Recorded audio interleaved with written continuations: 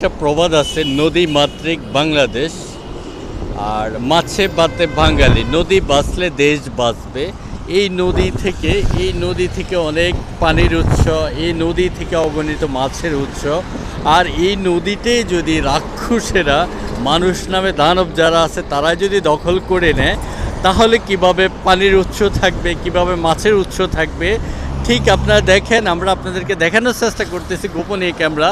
এটা হলো Dhaka Chittagong highway road.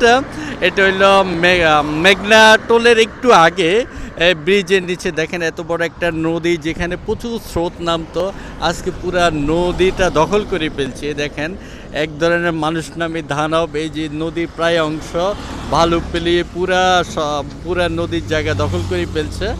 তো জোর যার মুল্লুক তার কথায় আছে।